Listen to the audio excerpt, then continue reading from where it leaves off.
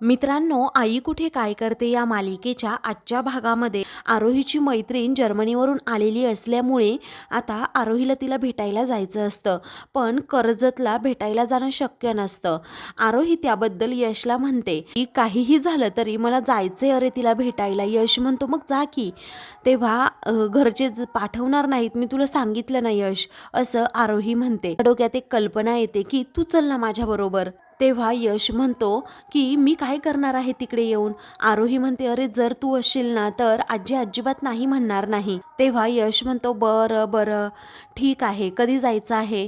मग आता आरोही म्हणते उद्या जायचंय. तेव्हा यश म्हणतो उद्या? अगं आरोही उद्या लगेच शक्य नाहीये. अगं प्लीज रिअली व्हेरी सॉरी, उद्या शक्य नाहीच आहे. कारण माझं उद्या रेकॉर्डिंग आहे आणि खूप प्रयत्नांनंतर मला एका सिंगरची डेट मिळालीये. तेव्हा आरोही म्हणते ठीक आहे, मग मी तिला कळवते की मला शक्य नाहीये म्हणून, आणि आजी डेफिनेटली मला एकटीला जाऊ देणारच नाहीये. म्हणून आरोही एकदम चेहरा पाडूनच बसते.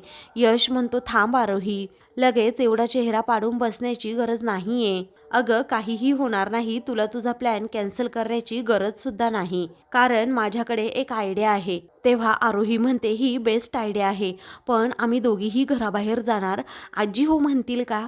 तेव्हा आता यश म्हणतो तू आई बरोबर बोल, मग आई बरोबर आजीला व्यवस्थित कन्व्हिन्स करेल, कारण आई ही आजी बरोबर बोलली ना तर आजी व्यवस्थित कन्व्हिन्स सुद्धा होईल. तेव्हा आरोही विचारते नक्की ना यश? मग आता यश म्हणतो हो नक्की, पण मी तुला आत्ताच एक सांगतोय, माझ्या पिल्लाची काळजी घ्यावी लागेल हा, असं म्हणून तो तिच्या पोटावर हात ठेवतो. आरोही लाजते आणि म्हणते पिल्लाची? पुढे आता यश म्हणतो हो, तिला नीट सांभाळ, तिला काहीही होता कामा नये.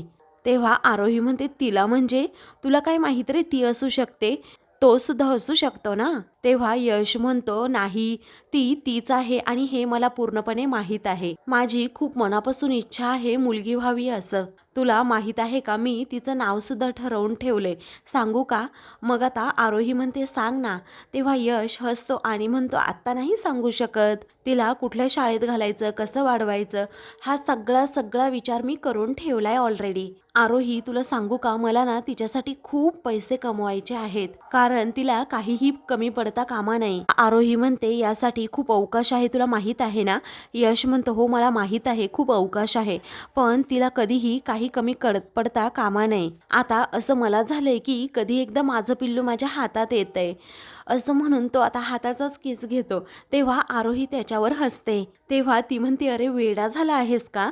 मग आता तो म्हणतो हो वेडा तर मी आहेच. यश आता पुढे म्हणतो हो अगं आरोही तुला सांगू का, आपलं बाळ आल्यानंतर आपलं आयुष्य खूप बदलणार आहे आणि ते चित्र ना मला माझ्या डोळ्यासमोर दिसतंय. तेव्हा आरोही म्हणते हो रे, पण ते आत्ता लगेच रंगवू नकोस, कारण अजून खूप वेळ आहे. बरं जाऊ ना मी उद्या नक्की? तेव्हा यश म्हणतो हो नक्की जा, पण पिल्लाची काळजी घ्यायची हा.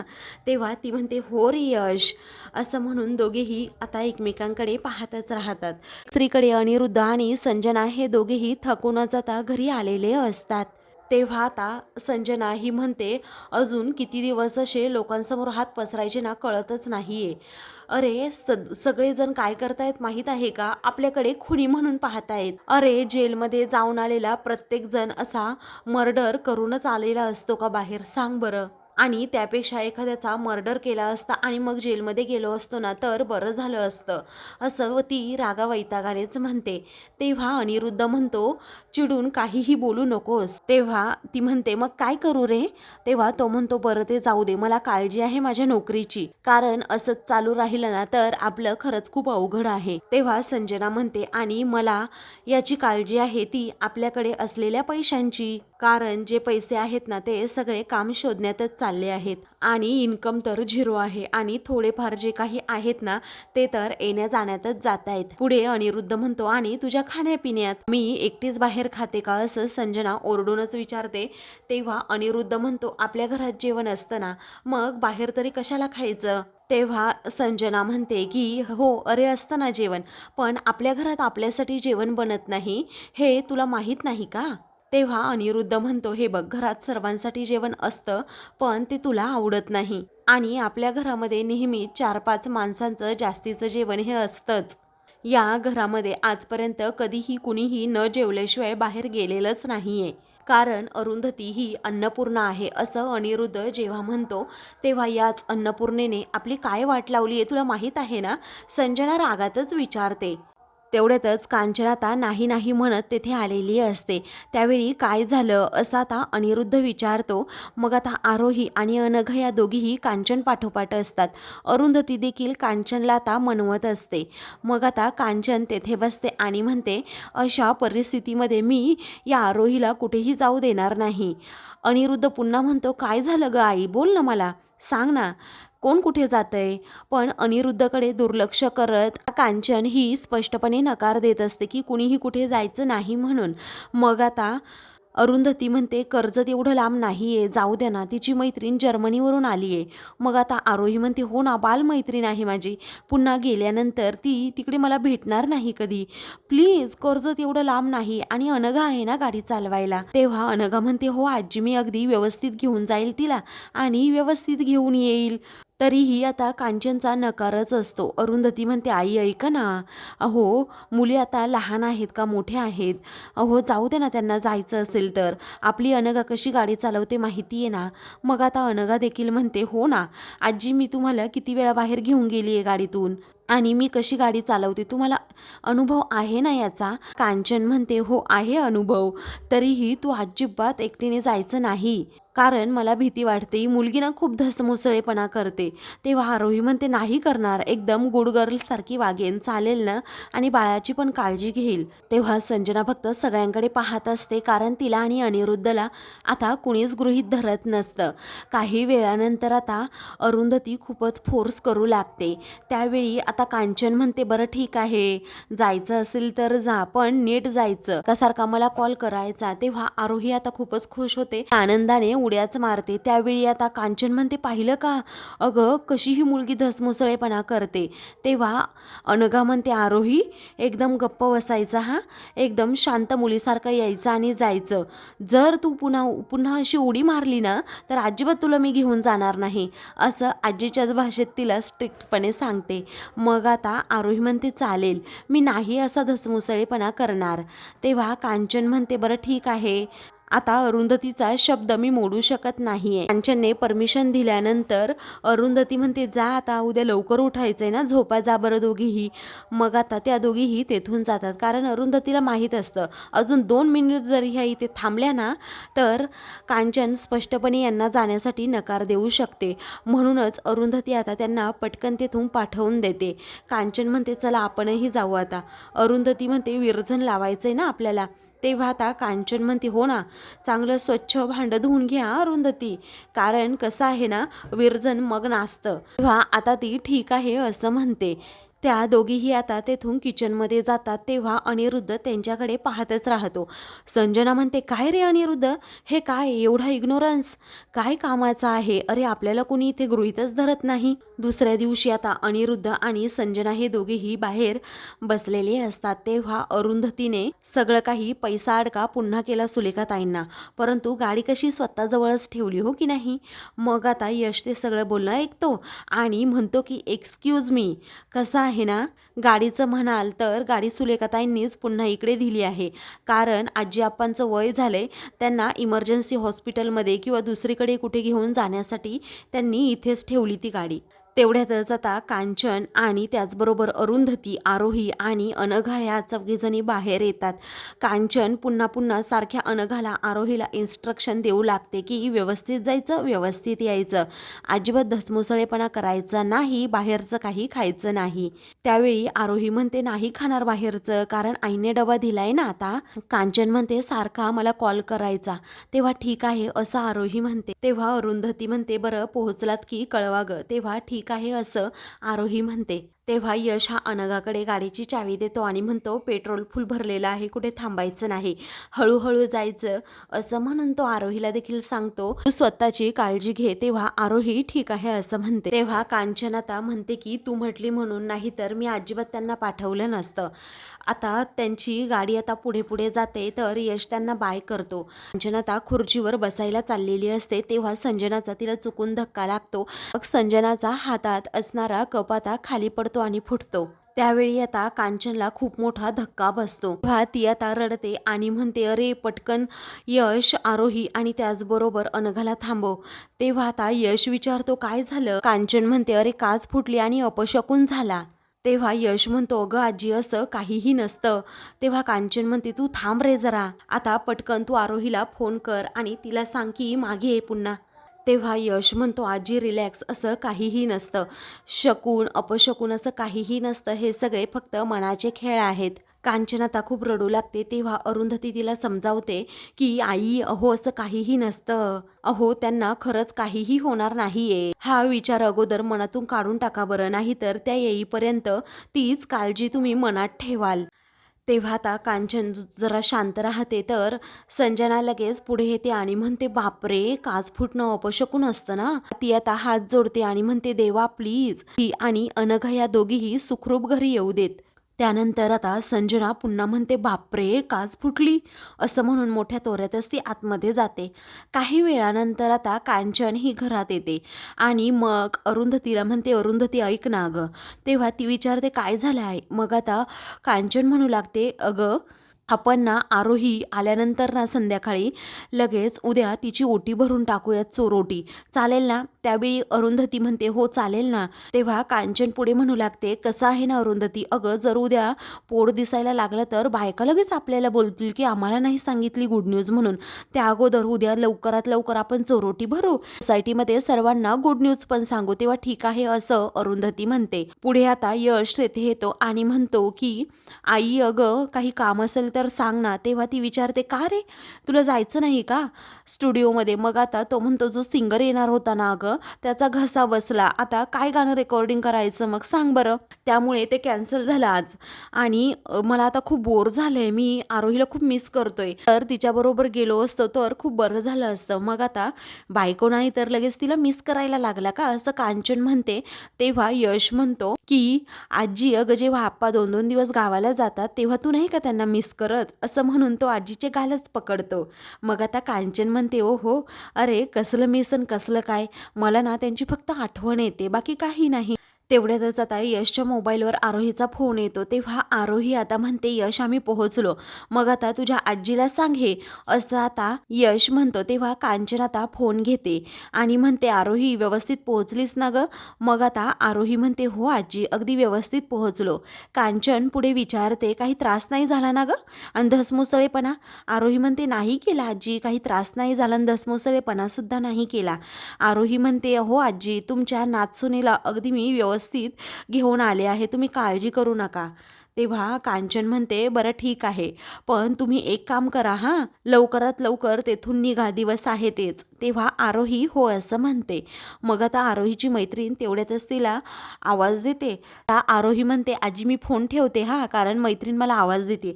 तेव्हा ठीक आहे असं आता ती म्हणते आणि तेथून जाते. तेव्हा अनघा आता आरोहीला म्हणते की लवकरात लवकर आपण निघूयात हां, घरची काळजी करत बसतील. तेव्हा आरोही हो म्हणते. तर आता पुढे यश म्हणतो, मला बोलायचं होतं आरोही बरोबर. तेव्हा कांचन म्हणते, अरे तिला थोडी तरी मोकळीक दे ना. त्यावेळी ठीक आहे असं यश म्हणतो आणि अरुंधतीला म्हणतो, मला खूप भूक लागली आहे, मला तूप साखर पोळी असं लहानपणी द्यायची ना तसं हवंय. अरुंधती म्हणते, बरं ठीक आहे बाळा, पण तू मला हा नारळ सोलून द्यायचास. यश ठीक आहे असं म्हणतो आणि बाहेर जातो. दुसरीकडे आता आरोही ही खूपच खुश असते, कारण खूप वर्षांनंतर ती तिच्या मैत्रिणीला भेटलेली असते. मग आता सर्वजणी अगदी आनंदाने उड्या मारू लागतात. अनघा म्हणते, अगं जरा हळू. त्यांचं थोडं बोलणं झाल्यानंतर आरोही म्हणते की ही माझी मोठी जाऊ अनघा, अशी सर्वांना ओळख करून देत म्हणते आणि म्हणते, मोठी जाऊ नाही, ॲक्च्युली ती माझी बहीणच आहे, खूप काळजी घेते माझी. तर आरोहीची जी मैत्रीण रुही जर्मनीवरून आलेली असते ना, तिची ओळख आरोही अनघाला करून देते. मग आता दुसऱ्या मैत्रिणी म्हणतात, आम्हाला वाटलं की रुही ही आता लग्न करतीये म्हणूनच आम्हाला इन्व्हाइट करायला इकडे आली. तेव्हा आता रुही म्हणते, नाही हां, एवढ्या लवकर लग्न नाही, कारण मला अजून खूप काही करायचंय, आईबाबांना प्राऊड फील सुद्धा झालं पाहिजे. पुढे आता रुही तिच्या आईबाबांबद्दल सांगत असते, ज्यांनी तिला अडॉप्ट केलंय ना त्यांचं नाव मला कमवायचं आहे, कारण त्यांनी खूप लाडाकोडात मला वाढवलंय आणि त्यामुळेच मी त्यांचं सगळं काही ऐकते, त्यांना प्राऊड फील होईल असंच मी वागणार आहे, असं रुही जेव्हा सांगते तेव्हा आता सर्वांनाच आनंद होतो. ही विचारते, मग तुझे घरचे कसे आहेत, तुझा हा नवरा कसा आहे. तेव्हा माझा नवरा लाखात एक आहे. मग आता दुसऱ्या मैत्रिणी सांगू लागतात, खरंच अगं तिचा नवरा ना खूप क्यूट आहे, खूप छान दिसतो. अगं तो आश्रमात आला होता ना तेव्हा आम्ही त्याला पाहिलं. तेव्हा आरोही खूप लाजत असते. तेव्हा रोही म्हणते, काय गं आरोही चक्क तू लाजतीयेस. तेव्हा आरोही म्हणते, तुला सांगू का माझी फॅमिली एवढी सुंदर आहे ना की खरंच मला खूप जपते आणि ते माझं सासर नाही आहे, माहेरच आहे.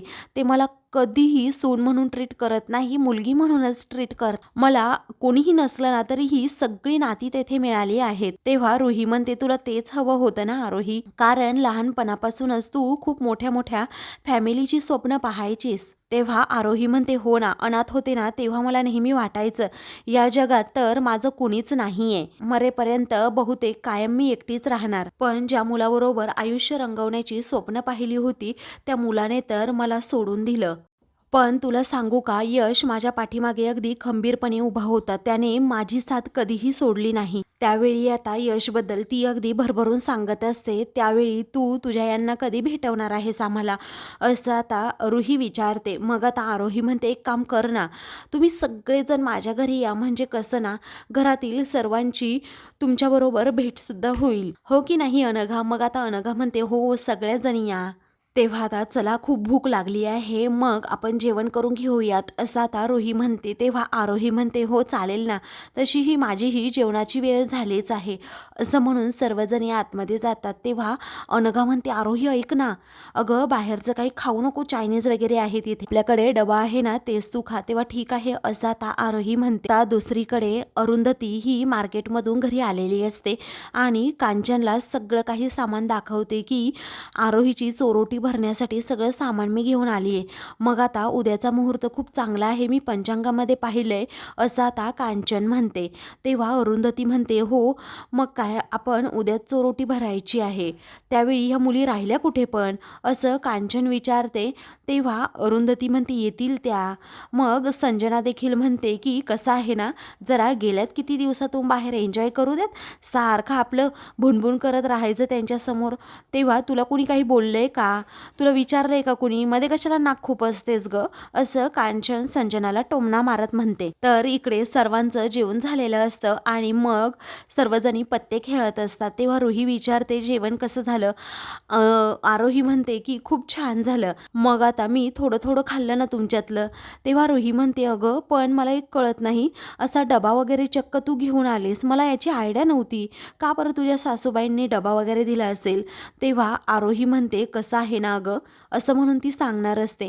तेव्हा आता अनघा म्हणते, तिची तब्येत, आमच्या आईंनी घरून डबा दिला, बाकी काही नाही. तेव्हा ठीक आहे असं रुही म्हणते. तर आता तुम्ही सुद्धा जर्मनीला या ना कधीतरी, असं रुही आता म्हणते, तू आणि यश दोघेही मिळून. तेव्हा आरोही म्हणते, अगं जर्मनीला यायचं इतक्यात तर शक्यच नाही, कारण आता काही महिने तरी येता येणारच नाही. त्यावेळी का, काय झालं, असं आता रुही विचारते. तेव्हा आरोही म्हणते, आता पुढे आलो ना तरी आम्ही दोघे नाही तिघे येऊ. तेव्हा काय झालं, बोल ना पटकन, असं सर्वजणी विचारू लागतात. आरोही अनघाकडे पाहते. तेव्हा अनघालाही समजतं हिला तिच्या मैत्रिणींना गुड न्यूज सांगायची आहे, म्हणूनच ती आता म्हणते की सांग. आरोही म्हणते की मी प्रेग्नेंट आहे, असं म्हटल्याबरोबरच सर्वजणी तिला आता मिठी मारतात आणि म्हणतात, कॉंग्रॅच्युलेशन्स. तेव्हा अनघा म्हणते, हळूहळू, जरा हळू. तर आता दुसरीकडे अरुंधती आणि कांचन या दोघीही अजूनही गप्पा मारत असतात. संजना आता त्यांच्या बोलण्याकडे दुर्लक्ष करत असते आणि सारखी मोबाईलमध्ये डोकं घालून बसलेली असते. त्याचवेळी आता कांचन ही म्हणते की अगं अरुंधती, आपण चोरोटी भरल्यानंतर सर्वांना सांगायचं पण हां. अरुंधती हसते आणि म्हणते, हो आई, तुमच्या मनासारखं करूयात, सांगूयात ना, फक्त उद्या ही ओटी तर भरून जाऊयात. ठीक आहे असं आता कांचन म्हणते. तर ते चोरोटीचं सामान अरुंधती म्हणते की मी ते किचनमध्ये ठेवू का आई, आहे ना, आत्ता ठेवलं म्हणजे उद्या लगेच आपल्याला तयारी करायला. तेव्हा ठीक आहे असं कांचन म्हणते. मग आता अरुंधती चाललेली असते ते सर्व काही सामान घेऊन किचनमध्ये. तेवढ्यातच संजना आता तेथे येते. तिचं लक्ष मोबाईलमध्येच असतं. तिचा धक्का जोरात अरुंधतीला लागतो. तेव्हा अरुंधतीच्या हातातून हळदी कुंकवाचा करंटा जाता खाली सांडतो आणि ते कुंकू खाली पडतं. त्यामुळे आता सर्वांनाच मोठा धक्का बसतो. अरुंधती खूप रागात संजनाकडे पाहत असते. संजना म्हणते, काय ग अरुंधती, तुझं काय चाललंय, नुसती मला धडकतेस. तेव्हा अरुंधती म्हणते, नीट बघून चालता येत नाही का. तर कांचन आता रडकुंडीलाच येते आणि म्हणते, काय झाले सकाळपासून, नुसती अपशकुन घडतायत, कळतच नाही नक्की काय होतंय ते. मला ना आता खूप धाकधूक होतीये. या संजनाचे काही डोळे फुटले आहेत का. सकाळी सुद्धा अपशकुन घडवला हिने, काच फुटली, तो कप फुटला आणि आता सुद्धा हे हळदी कुंकू सांडवलं, बघून चालता येत नाही का, असं म्हणून संजनावरच आता कांचन खूप भडकते. तेव्हा संजना म्हणते, आई हे पहा, मला बोलू नका हा, तुमच्या सुनेला बोला, कारण ती कशी चालली होती वेंधळेपणाने, तुम्हाला दिसत नाही का.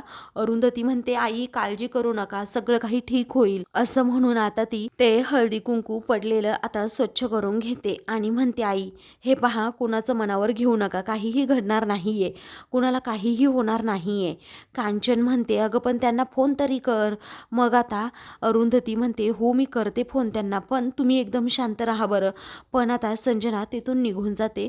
तर कांचनच्या मनात धाकधूक मात्र सतत असतेच. मित्रांनो, पुढील भागामध्ये अनघा सांगते की आम्ही आरोहीच्या मैत्रिणींना सांगितलं की ती प्रेग्नेंट आहे. कांचन आता वैतागते आणि म्हणते, तुम्हाला सांगितलं ना एकदा की चोरोटी भरायची होती म्हणून. तेव्हा अनघा म्हणते, सॉरी. तेव्हा कांचन म्हणते, आता कसलं सॉरी, निघा आता लवकर. तेव्हा लगेच निघतो असं आता अनघा म्हणते आणि फोन ठेवून आता आरोहीला ती गाडीत बसायला सांगते. त्या दोघीही चाललेल्या असतात. आरोही आता गप्पा मारत चाललेली असते आणि म्हणते, सगळ्या मैत्रिणींना भेटून खूप छान वाटलं. आता समोरून अचानक एक गाडी येते. तेव्हा आरोही जोरातच ओरडते, तिच्या पोटातही दुखू लागतं, म्हणून अनघा ही जोरात ओरडते आणि पटकन आपलं गाडीचं स्टेअरिंग दुसरीकडे वळवते. मोठा धक्का बसतो. नक्की काय झालं, अशाच मालिकेंचे पुढील भाग पाहण्यासाठी चॅनलला सबस्क्राईब